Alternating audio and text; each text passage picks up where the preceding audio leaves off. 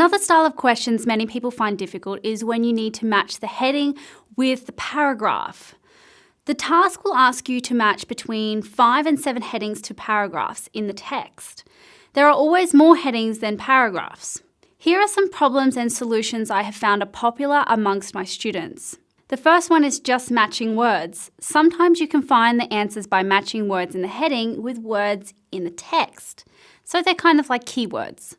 Often though, it is not as simple as matching the words. The word in the heading may be environment and the word in the paragraph may be green. Think meaning, not words. Some of the headings seem quite similar and contain similar words. Make sure you spend some time reading all of them and try every heading with every paragraph, a little bit like a mix and match. This may take some time, but you will avoid a lot of mistakes. Avoid concentrating on the words that are common to all or many of the headings, such as in, on, at, is. Look for words that are special to that particular heading.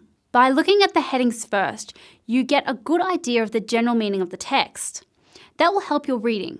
Look at the first paragraph. Try to ignore the detail and look for the main point. What really is it about? These are normally found in the first few lines. That may be the topic of the paragraph. Or does it match any of the headings? Don't forget to check the final sentences as well though. That may be a summary of the paragraph.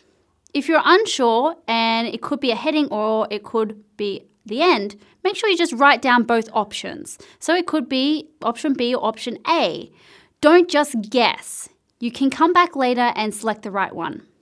Make sure you underline or circle the words as well in the text. That's the best match for the heading. If you do this, you can easily check your answer later if you want to use the same heading for another paragraph.